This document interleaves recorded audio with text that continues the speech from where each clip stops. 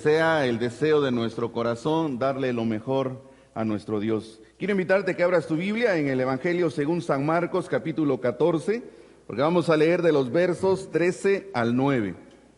Marcos, capítulo 14, para darle lectura de los versos 3 al 9. Y quiero invitar también a los que están en casa, puedan abrir su Biblia, ayudar a su familia para que juntos leamos la palabra de nuestro Dios. Y vamos a leerlo todos juntos. Dice la palabra de Dios, Evangelio según San Marcos, capítulo 14, versos 3 al 9. Pero estando él en Betania, en casa de Simón el leproso, y sentado a la mesa, vino una mujer con un vaso de alabastro de perfume de nardo puro de mucho precio, y quebrando el vaso de alabastro, se lo derramó sobre su cabeza. Y hubo algunos que se enojaron dentro de sí y dijeron: ¿para qué se ha hecho este desperdicio de perfume? Porque podía haberse vendido por más de 300 denarios y haberse dado a los pobres. Y murmuraban contra ella. Pero Jesús dijo: dejadla, ¿por qué la molestáis? Buena obra me ha hecho. Siempre tendréis a los pobres con vosotros, y cuando queráis le podréis hacer bien, pero a mí no siempre me tendréis. Esta ha hecho lo que podía, porque se ha anticipado a ungir mi cuerpo para la sepultura. De cierto os digo que donde quiera que se predique este evangelio en todo el mundo, también se contará lo que ésta ha hecho para memoria de ella. Amén. Pueden tomar su lugar. Y estamos estudiando una serie temática acerca de los principios que como Iglesia Amor y Proclamación nos han movido en los últimos años. Hemos encontrado en la palabra de Dios fundamentos para mantener haciendo lo que hacemos como iglesia. Hace 8 días estudiamos acerca de la adoración y la importancia que es que cada uno de nosotros aprenda a hacer una verdadera adoración a nuestro Dios. Y hicimos un comparativo con esa adoración falsa que se pudiera estar presentando el día de hoy en algunos lugares. Así que es lo que estamos estudiando. El día de hoy vamos a hablar acerca de el dar, el servicio, cómo podemos dar lo mejor de nuestra vida a nuestro Señor.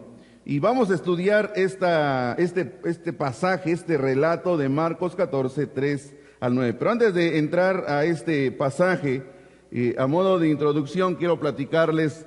Hace tiempo me hicieron una pregunta, y tal vez te la han hecho a ti también. Alguien me preguntaba: ¿en tu iglesia cobran el diezmo? Mi respuesta fue: no, en nuestra iglesia no cobramos el diezmo. Entonces esta persona me decía: entonces, ¿le piden y le exigen a la gente que den ofrendas o limosnas? Mi respuesta también fue: tampoco pedimos ni exigimos ofrendas, ni mucho menos limosnas. Y mi respuesta clara fue: las personas que asisten, y principalmente los miembros en plena comunión de nuestra iglesia, ofrendan y diezman porque han entendido que es un privilegio de parte de Dios hacer esto. Esta persona no quedó muy convencida con lo que yo dije, y después de esto empezó a platicarme historias acerca de cómo algunos pastores se han hecho ricos con las ofrendas y con los diezmos. Me platicó también acerca de que muchas iglesias hoy en día abusan de las personas al exigirles el pago de los diezmos o el pago de las ofrendas, y cómo es que se manipula a las congregaciones para que cada vez den más y más y más dinero. Escuché todo lo que me dijo, y algo que he podido ver en el transcurso de mi caminar como creyente es que en la actualidad esta es una percepción que se tiene cada vez más generalizada respecto a la iglesia, y por cierto es una mala perspectiva que se tiene de la iglesia e incluso de los pastores, que todas las iglesias y todos los pastores abusan de los creyentes para sacarles dinero. Bueno, hay fotos en las redes sociales que ustedes pueden ver donde ponen a personas pobres, una familia pobre con una casa bastante humilde, y ponen ahí un letrero que dice: los que diezman. No sé si la han visto. y abajo ponen una casa súper lujosa con varios carros afuera y dice abajo el que recibe el diezmo. Y yo quisiera decirles dónde, porque en la realidad no siempre es así. Bueno, pero tampoco vamos a negar que sí hay grupos evangélicos y que sí hay pastores que hacen eso. Principalmente en los grupos evangélicos o cristianos que no tienen un gobierno bíblico, se ve muy frecuentemente este tipo de abusos. Cuando hablamos de un gobierno bíblico, quiere decir que ellos no hacen lo que la Biblia dice, sino que han encumbrado o han puesto al pastor por encima de todo. Él es la máxima autoridad, él toma las decisiones y él administra el recurso. En estos grupos y en esta clase de personas es donde muy frecuentemente se ve esta clase de abusos. Pero donde iglesias que tienen un buen gobierno, un gobierno bíblico, es decir, que la iglesia ha nombrado a sus ancianos, su concilio de ancianos, la iglesia ha nombrado a su junta de diáconos, es una iglesia que muy difícilmente puede suceder este tipo de abusos, porque no una persona toma decisiones y no solo una persona administra los recursos de la iglesia, sino que es la iglesia misma administrando los recursos de la iglesia. Gracias a Dios que Amor y Proclamación, el pastor no es la máxima autoridad y la última palabra no es la del pastor, y el pastor no administra recursos económicos dentro de la iglesia. Creo que esto es algo muy bueno que el Señor nos ha permitido aprender. Cuando escuchamos historias así o vemos información así de esta naturaleza, tal vez esa crítica que tenemos de allá afuera ha movido en tu interior lo que haces por Jesús. Y te preguntas, ¿vale la pena invertir tiempo en mi servicio a la iglesia?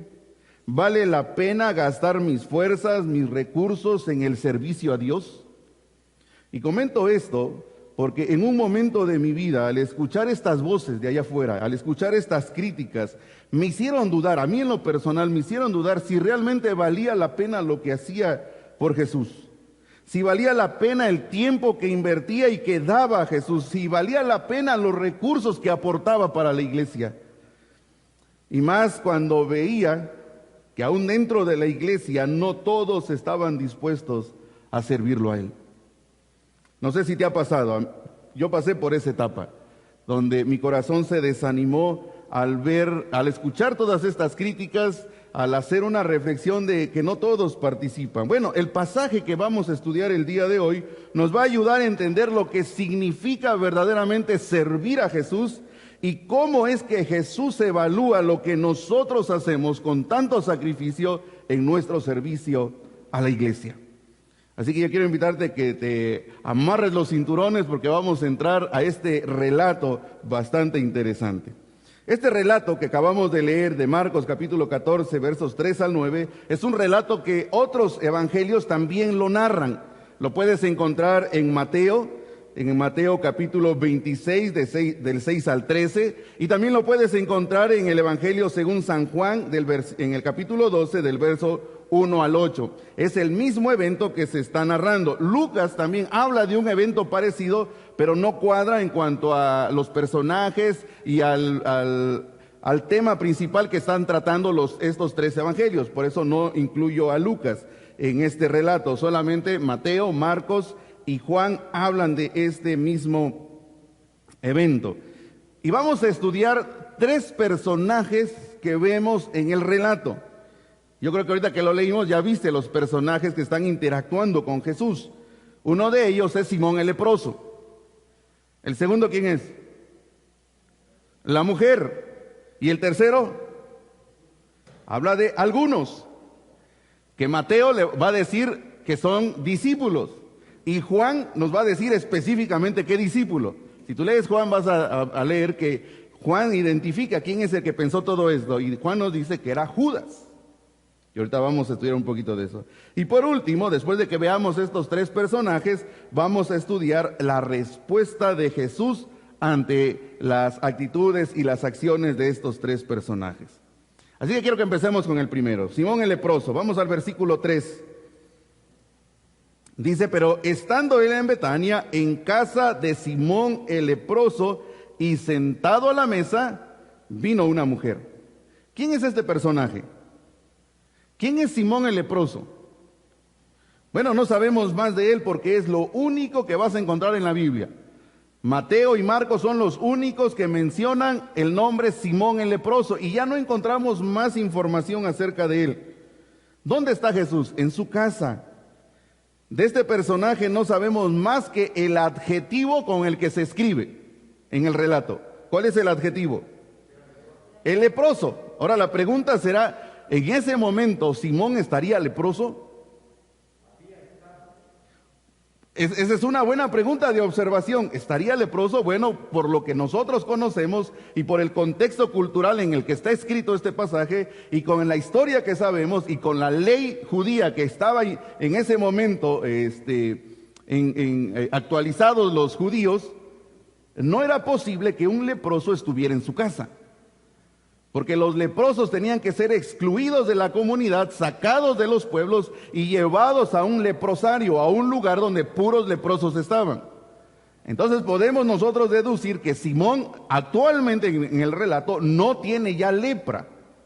Pero ¿por qué nos dice que el leproso? Porque muy probablemente se le quedó el adjetivo por lo que él había tenido. Él había tenido lepra y por eso todo el mundo lo conocía como Simón el leproso. Ahora ya no tiene lepra porque está en su casa. Ahora, pudiéramos pensar que ese Simón el leproso había sido sanado por Jesús. Bueno, alguien puede decir, bueno, tal vez ya estás imaginando mucho. Si tú lees Marcos 1:40, vas a ver que Jesús, al principio de su ministerio, él sana a un leproso. Y tú sigues leyendo en el ministerio de Jesús, en los evangelios vas a encontrar que él sanó a muchos leprosos. Hay otro relato cuando él sana a 10 leprosos y solo uno regresa a agradecerle. Así que tal vez puede ser que este Simón el leproso haya sido sanado por Jesús. Ahora, ¿qué relación tiene Simón el leproso con Jesús? Hay una relación estrecha y tal vez estamos hablando de una amistad. Porque para que haya sido invitado a su casa y para que sea invitado a la mesa a comer, que habla de una relación más que alguien que no conoces. O era un conocido de Jesús o era un amigo de Jesús. Por eso es que llega hasta su casa a comer. ¿Qué es lo que podemos aprender de Simón el leproso? Independientemente de que si había sido sanado por Jesús o no, vemos un amor y una atención especial de este hombre hacia Jesús. ¿Dónde lo vemos? Dice, al llegar a Betania es invitado a casa de este hombre. Simón lo invita a cenar, lo invita a la mesa. Si tú lees el relato de Juan, vas a ver que cuando llega a Betania dice Jesús es invitado a cenar. Así que Simón lo lleva a su casa, pero hay algo que me llama mucho la atención. Simón no hizo más allá de lo que cualquiera de nosotros haría por un amigo. Incluso, aunque no fuera su amigo y solo fuera un conocido, de todos modos, Simón hubiera hecho lo que tú y yo hubiéramos hecho con un conocido. ¿Cuántos de nosotros no hemos invitado a un amigo a nuestra casa cuando sabemos que viene a Oaxaca? Y viene de paseo a Oaxaca y es un amigo tuyo o un conocido tuyo y no desaprovechas, y más como cultura oaxaqueña, no vamos a desaprovechar esa oportunidad de visita para invitarle unas tlayudas, más si son de Doña Flavia, ¿no? Los invitamos a que vengan a nuestra casa y les hemos abierto la puerta de nuestra casa para que vengan a comer. Nos sentimos halagados de que nuestro amigo venga a nuestra casa. Creo que la mayoría de los que estamos aquí, de los que están en la transmisión, sabe de lo que estoy hablando. Bueno, Simón no hizo más de lo que tú y yo podíamos hacer o podemos hacer por un invitado o un amigo. Podemos pensar que Simón representa a todos aquellos cristianos que no hacen más de lo que deberían hacer en su servicio a Jesús. Solo dan lo básico, lo elemental, lo que debería hacer por Jesús. Muchos cristianos de hoy en día se conforman con lo poco que pueden dar en su servicio a Jesús. Incluso hoy muchos por compromiso lo hacen. Es como pensar, bueno, llegó Jesús a Betania y llegó a mi casa. Pues no queda otra. Hay que invitarlo a cenar, sino que va a pensar de nosotros cuando se vaya, que fuimos descorteses con él. Simón solamente hizo lo que todos hubiéramos hecho. Muchos sirven a Jesús por compromiso. Algunos porque los nombraron, les dieron un cargo dentro de la iglesia, se sienten con el compromiso de servir. Lo tengo que hacer. ¿Cómo es tu servicio a Jesús hoy? ¿Cómo eres conocido en la iglesia por tu servicio a Jesús? Aquí hay algo muy interesante viendo a Simón. Bueno, yo he escuchado muchos sermones de este pasaje y tal vez has escuchado varios sermones de este pasaje. ¿Cuántas veces has escuchado el enfoque del sermón mencionando a Simón el leproso? Es más, creo que si yo no lo hubiera mencionado, él hubiera pasado desapercibido.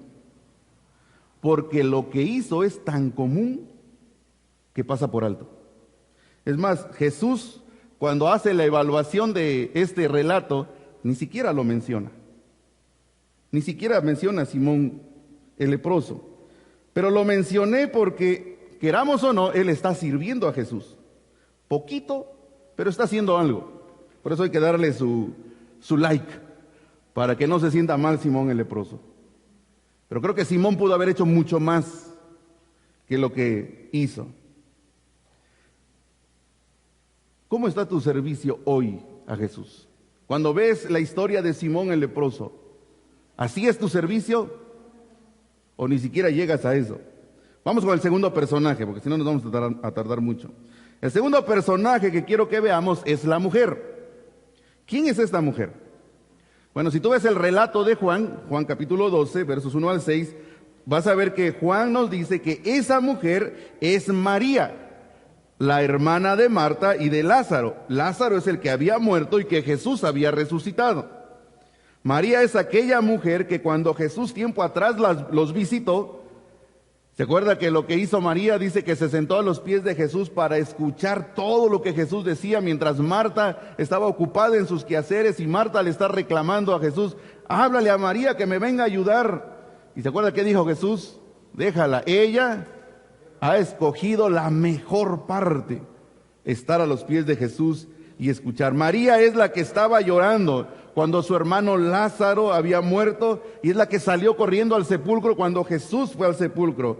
Fue esta mujer que conmovió el corazón de Jesús, que cuando ella le dijo, si tú hubieras estado aquí, mi hermano no hubiera muerto, y eso estremeció el corazón de Jesús. Y tú puedes leer ahí en Juan, dice que Jesús lloró porque vio a esta mujer y esta mujer conmovió su corazón. Fue esta mujer que vio la gloria de Dios cuando su hermano Lázaro salió de esa tumba después de 4 días de muerto. Bueno, esta mujer, ¿qué hizo en el relato que acabamos de leer? Vamos a ver el versículo 3. Vino una mujer con un vaso de alabastro de perfume de nardo puro de mucho precio y quebrando el vaso de alabastro se lo derramó sobre su cabeza.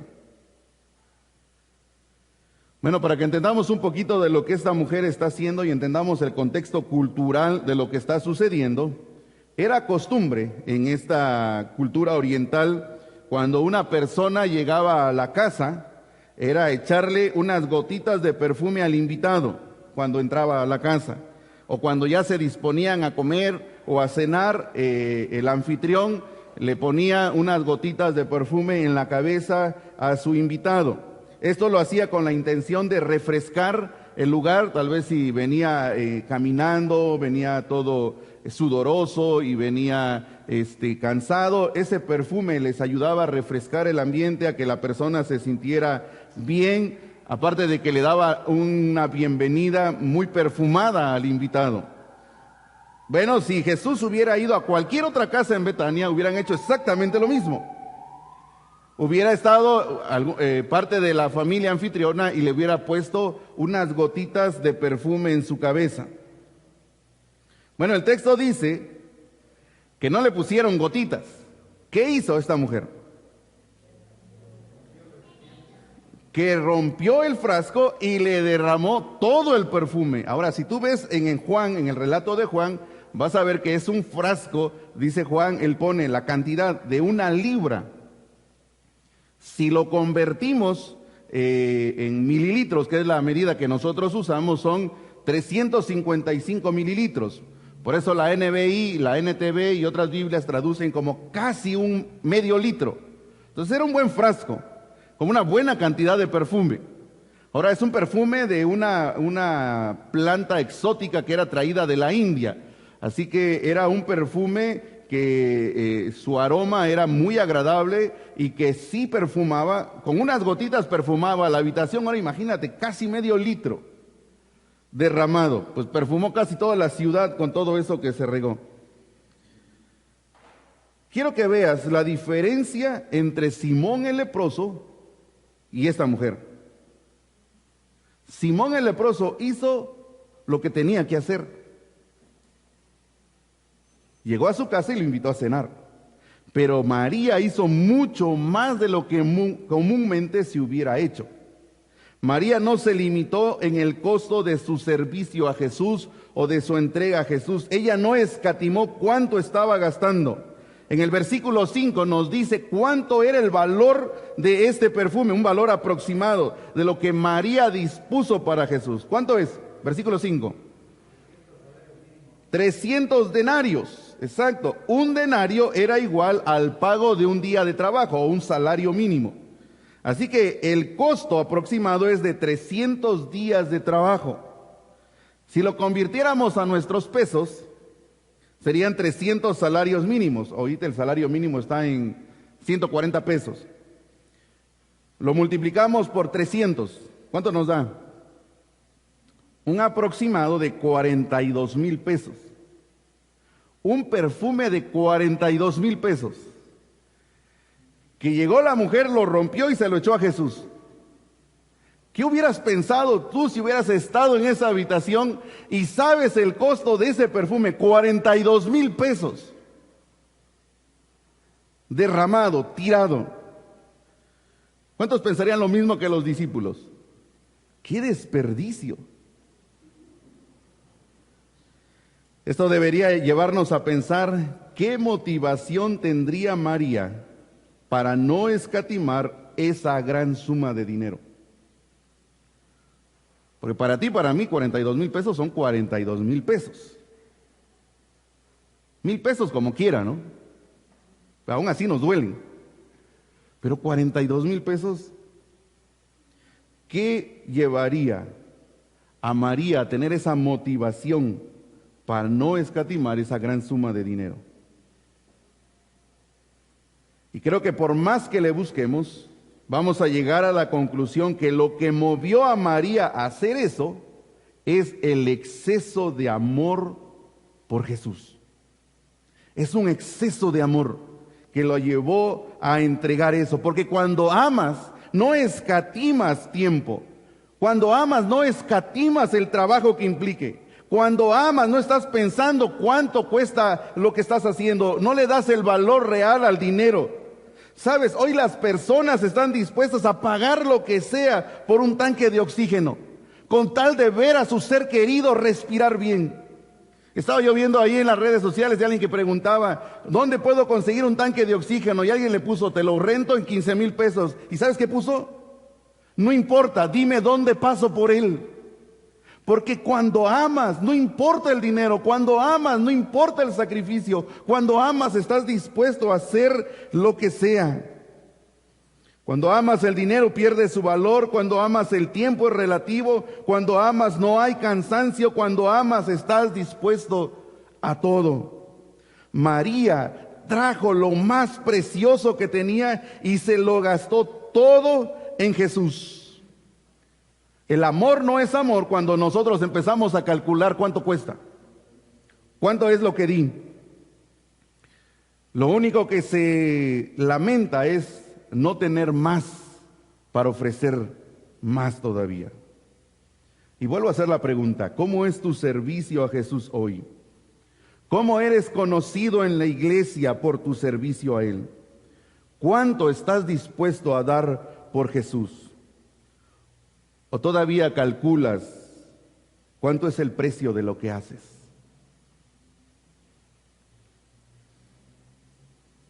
Vamos con el tercer personaje. Versículo 4 y 5.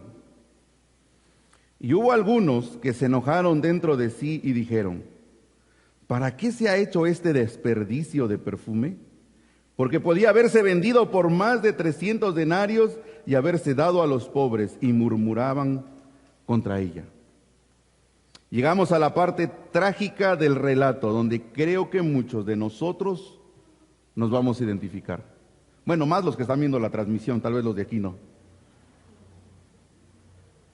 Miren, delante de ellos se llevó a cabo uno de los actos más sublimes: el servicio mezclado con amor y adoración y entrega. Un acto de exceso de amor por Jesús. Y lo menos que pudieron haber hecho los que estaban alrededor es decirle a Dios: Dios, dame un corazón de amor por Jesús, así como tiene esta mujer. ¿Pero qué hicieron? Lee el relato. ¿Qué hicieron? Primero se enojaron. Después criticaron. Después se creyeron más piadosos que ella. ¿Y cómo concluyeron? Murmurando contra ella, hablando mal de ella. Qué terrible que en un acto tan grande de amor haya personas así. ¿Por qué se enojaron? ¿Tenían razón? ¿Tú qué hubieras hecho? Son 42,000 pesos siendo derramados en ese momento sobre la cabeza de un hombre. ¿Qué hubieras hecho?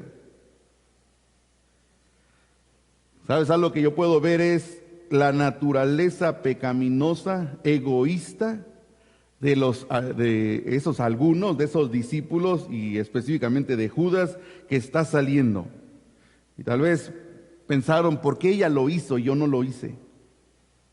¿Quién se cree ella para hacer esto? Si yo soy el discípulo, si yo soy el que camina con Jesús, ¿por qué ella tendría que dar más de lo que debería ser?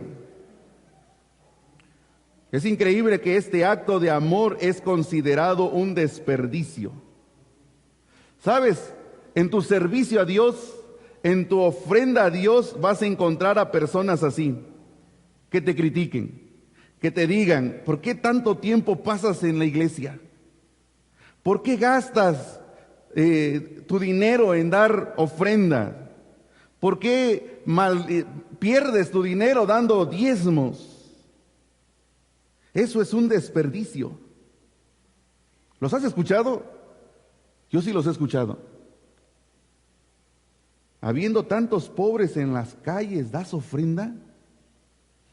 Y eso es algo que tú lo puedes ver muy a menudo en las redes sociales hoy. ¿Cómo sale su naturaleza pecaminosa? Sale mostrando una falsa piedad. Esos 42,000 lo hubiéramos usado para los pobres. Esto suena muy bonito, ¿no? Suena muy piadoso. Pero ¿cuánta gente que critica a los creyentes porque ofrendamos a Dios y porque servimos a Dios realmente ayudarán a los pobres? ¿Cuántas de esas gentes que se burlan de nosotros porque ofrendamos en la iglesia realmente están preocupados por los pobres? Gracias.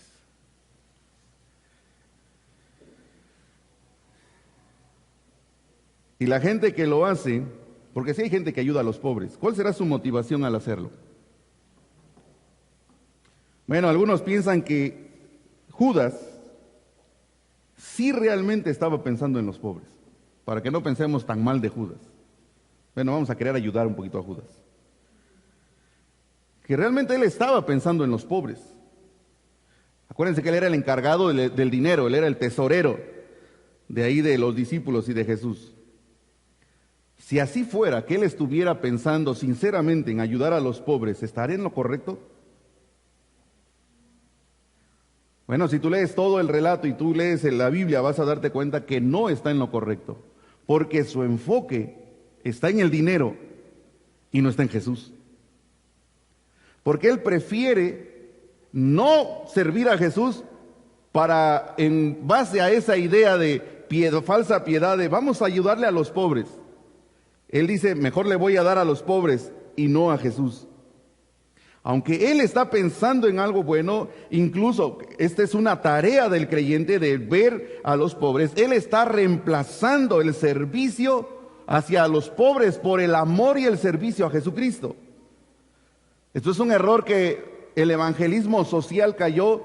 Hay muchas iglesias que practican el evangelismo social, se han olvidado de una relación personal con Cristo y se han enfocado solo en ayudar a los demás. Y se han olvidado que la adoración y el servicio a Jesús es primero. Pusieron a los pobres en primer lugar en vez de su relación con Jesucristo. Así que primero es tu relación de amor con Jesús y después es la ayuda a los pobres. Porque si solo ayudas a los pobres, corres el peligro de pensar que tú eres el que está ayudando al pobre. Y eso, tu naturaleza pecaminosa, al rato va a querer fotos. Al rato va a querer likes. Al rato va a querer salir en primera plana. Tú estás ayudando a los pobres. Somos una iglesia que ayudamos a los pobres. Y nos empezamos a llevar nosotros la gloria en vez de darle la gloria a Él. Ese es un problema, ese es un hilo muy delgado que nosotros pudiéramos empezar a caminar. Sí, Dios nos manda que ayudemos a los pobres, pero antes de la ayuda al pobre está nuestro servicio y nuestra adoración de amor hacia Jesús. Si estás enfocado en Jesús, la ayuda a los pobres va a ser para glorificarlo a Él y para que Él sea conocido. Ese era el problema de Judas, que quiso opacar el acto de amor hacia Jesús por una falsa piedad de ayuda hacia los pobres con motivaciones incorrectas. Aparte de que Juan nos dice que él era ladrón, que él quería tener dinero en la bolsa para sacar dinero de la bolsa. Porque dice Juan que él sustraía dinero de la bolsa. Así que si vemos las motivaciones de Judas, no era nada, para nada piedad, sino todo lo contrario. Su enfoque estaba en el dinero. Tal vez has escuchado, es mucho dinero. Es mucho dinero, dice el que gasta en vanidades. Es mucho dinero, dice el que gasta en alcohol. Es mucho dinero, dice el que gasta en entretenimiento que no sirve para nada. ¿Los has escuchado? Yo sí he escuchado a muchos decir eso. Así que si has visto a personas criticar a los creyentes porque damos ofrendas o diezmos, no es más que su naturaleza pecaminosa, egoísta, falsa, queriendo opacar tu servicio a Jesús. Y si lo ves en las redes o alguien te ataca, de algún amigo o conocido te ataca por esto, quiero que sepas que esto no es nuevo. Velo en el relato. Y lo más triste del relato es que en el relato ni siquiera son personas ajenas. ¿Quiénes son los que están criticando? Los mismos discípulos de Jesús. Incluso, ¿quiénes nos van a criticar? Los mismos de la iglesia. Eso es lo más crítico. Yo pudiera decir, bueno, si viene de allá afuera, pues es la naturaleza pecaminosa de ellos y tal vez puedo pensar hasta el mismo diablo que está queriéndome desanimar. Pero incluso dentro de la iglesia se pudiera dar el caso que haya como Judas. No quiero decir un Judas, como Judas. Que pueda estar hablando para desanimarte en tu servicio a Dios. Que pueda estar diciéndote cosas para que dejes de hacer esos actos de exceso de amor por Jesús. Así que cuando realices tu servicio a Dios, cuando expreses tu amor por Jesús, el relato nos dice que va a haber dos evaluaciones. Una de los criticones que no hacen nada y que no quieren que nadie haga nada, y la otra evaluación de Jesús. Y con eso vamos a terminar. Versos 6 al 9. ¿Qué dijo Jesús? Pero Jesús dijo, dejadla, ¿por qué la molestáis? Buena obra me ha hecho. Siempre tendréis a los pobres con vosotros, y cuando queráis les podréis hacer bien, pero a mí no siempre me tendréis. Esta ha hecho lo que podía. ¿Qué quiere decir esto? ¿Qué está haciendo Jesús? ¿Cómo ve la acción de la mujer? Buena obra me ha hecho. Judas, si te preocupan los pobres, Jesús le dice, siempre va a haber pobres y los vas a poder ayudar. No confundas el servicio de amor a Jesús con la ayuda a los pobres, ni lo mezcles. A ellos los vas a tener, pero deja que esta mujer exprese su amor hoy. Y saliendo de aquí, esta mujer puede servir a los pobres si ella quiere. Eso es lo que está haciendo Jesús. ¿Qué quiere decir esto? Esto que está haciendo la mujer, ¿o qué significó para Jesús todo esto? Porque para la mujer tal vez fue hacer sentir a Jesús bien, derramar todo ese perfume sobre su cabeza y perfumar todo el ambiente. Pero mira cómo piensa Jesús de esto que hizo la mujer. Versículo 9. De cierto os digo que donde quiera que se predique este evangelio, en todo el mundo también se contará lo que ésta ha hecho para memoria de ella. ¿De qué está hablando Jesús? ¿Cuál es este evangelio? ¿Sí lo ves? Aquí está la sorpresa del pasaje. ¿Sí ven la sorpresa? Jesús identifica que lo que está haciendo la mujer está íntimamente relacionado con el evangelio. Evangelio quiere decir buenas noticias. Pero la pregunta es ¿cómo? ¿Cómo es que Jesús está interpretando que lo que la mujer hizo es el evangelio o está anunciando el evangelio? Si lo que hizo fue nada más romper un frasco y echarle perfume. ¿Sí lo ven? Dice Jesús, versículo 8, esta ha hecho lo que podía, porque se ha anticipado. ¿Qué quiere decir anticipado? Se ha adelantado a algo. ¿Qué se ha adelantado? A ungir mi cuerpo para la sepultura. Entonces, ¿qué es el evangelio? ¿Qué está diciendo Jesús que tiene que ser predicado? ¿O que está siendo predicado en este evento? Su muerte en la cruz. El evangelio que Jesús estaba siendo preparado para morir. Cristo iría a la muerte, a la sepultura. ¿Para qué? Tú puedes leerlo en la Biblia. Para el perdón de los pecados de muchos. Mientras la mujer está haciendo este acto de servicio, está mostrando su amor por Jesús, estaba anunciando que el Cristo no escatimaría su propia vida para rescatar a los pecadores. Que el precio de la vida de aquel que daría o moriría en la cruz no se puede calcular en precio. Para la mujer era un perfume costoso. Para la mujer era un frasco de alabastro costoso. Para el evangelio el frasco roto es Jesús, quien iba a quebrantar su vida para salvarte.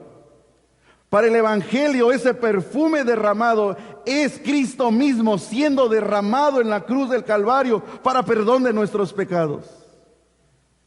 Por eso Jesús dice, este es el evangelio que esta mujer se anticipó para hablarles a ustedes. Y ustedes pensando en el dinero. Como si hubiera agarrado a Judas así. Cada vez que tú sirves a Jesús, cada vez que tú te sacrificas por Jesús, cada vez que tú inviertes tiempo en el servicio a Jesús, ¿qué crees? Estás anunciando que hubo alguien mayor y mejor que entregó mejores cosas que tú. Estás apuntando a aquel que dio su vida por nosotros. Por eso esa mujer no pudo escatimar el valor de ese perfume, si el que iba a dar su vida por nosotros valía muchísimo más. Y este evangelio, dice Jesús, será predicado a todo el mundo.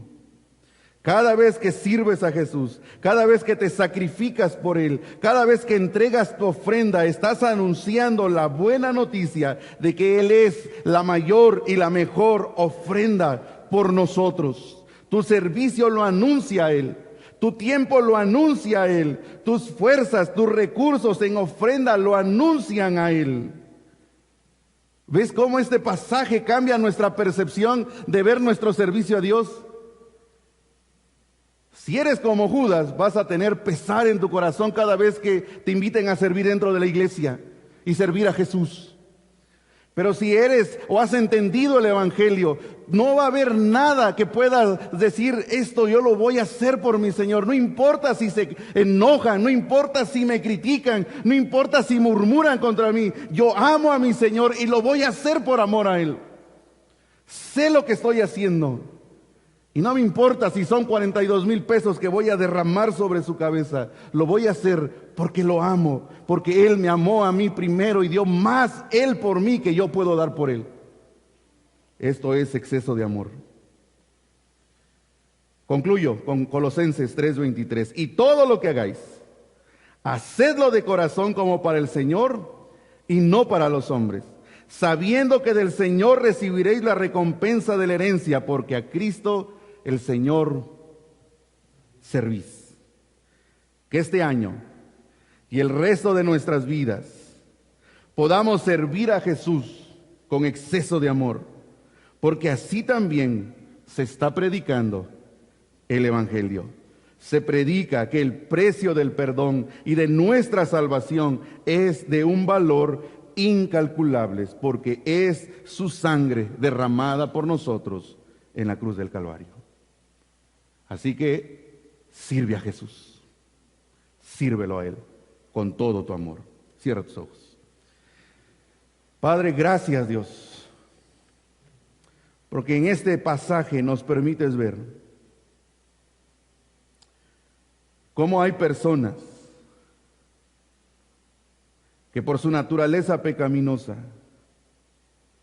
van a criticar, van a murmurar, se van a enojar por amarte a ti. Pero Padre, ayúdanos que a través de nuestros actos de servicio, a través de nuestra ofrenda, podamos anunciar tu evangelio. Podamos anunciar que fuiste a la cruz, que fuiste a la muerte, a la sepultura, y no diste una cantidad que pueda ser contada. Diste tu vida por amor a nosotros. Ayúdanos, Señor, a que en cada acto de servicio que hagamos por ti, lo hagamos con ese exceso de amor hacia ti. Que no escatimemos, así como tú no escatimaste el ser lo que eras y tener lo que tenías por amor a nosotros. Que nosotros podamos amarte, que podamos servirte, que podamos glorificarte con los actos de nuestra vida. Y aún en medio de esta generación perversa, podamos seguir sirviéndote, adorándote, dándote lo mejor de nuestras vidas. Que como cantábamos hace rato, darte lo mejor de nuestras vidas para ti. Porque tú eres quien evaluarás lo que hacemos. Y así como le dijiste a esta mujer, buena obra has hecho. Gracias Dios, gracias por tu palabra. Gracias porque en ella encontramos aliento a nuestras vidas.